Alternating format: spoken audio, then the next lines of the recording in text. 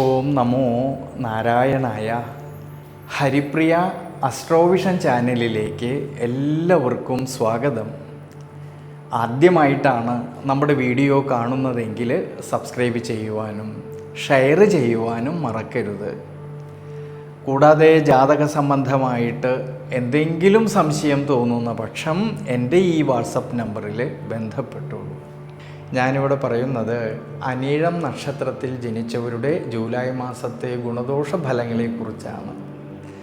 ദൈനംദിന ജീവിതത്തിലാണെങ്കിൽ സംസാരം കൊണ്ടായാലും പെരുമാറ്റം കൊണ്ടായാലും മറ്റുള്ളവരെ വേഗത്തിൽ സ്വാധീനിക്കുവാൻ കഴിയുന്ന ഈ അനിഴം നക്ഷത്രക്കാർക്ക് ഈ ജൂലൈ മാസത്തിൽ നിരവധിയായിട്ടുള്ള നേട്ടങ്ങൾക്ക് സാധ്യത കാണുന്നുണ്ട്.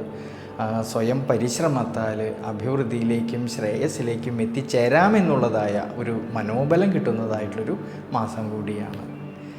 കാരണം ജന്മരാശ്യാധിപനായിരിക്കുന്ന ചൊവ്വയാണെങ്കിൽ നിവൃത്തി സ്ഥാനത്ത് നിന്നുകൊണ്ട് ഈ ചൊവ്വ ജന്മരാശിയിലേക്ക് നോക്കുന്നതും ഭാഗ്യസ്ഥാനത്ത് നിൽക്കുന്നതായ സർവീശ്വരകാരകനായിരിക്കുന്ന വ്യാഴത്തിൻ്റെ ദൃഷ്ടിയാണെങ്കിൽ ജന്മരാശിയിലേക്ക് വരുന്നത് കൊണ്ട് ആരോഗ്യസ്ഥിതി പൊതുവെ തൃപ്തികരമായിട്ട് കാണുന്നുണ്ട്.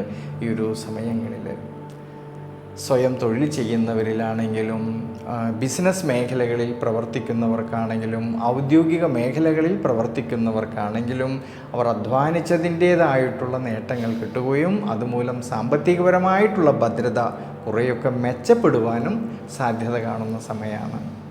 ഇനി വിദ്യാർത്ഥികൾക്കാണെങ്കിലോ കഠിനാധ്വാനം ചെയ്തു പഠിക്കുന്ന കാര്യങ്ങളിലേക്ക് കൂടുതലും ശ്രദ്ധ കൊടുക്കുന്ന പക്ഷം തീർച്ചയായിട്ടും വിജയ സാധ്യത കാണുന്നുണ്ട്. ഈ ഒരു സമയങ്ങളിൽ പഠന വിഷയത്തിലാണെങ്കിൽ നല്ല മികവ് പുലർത്തുവാൻ അനുകൂലമായിട്ടുള്ളൊരു സമയം കൂടിയാണ് ഈ ജൂലൈ മാസത്തിൽ.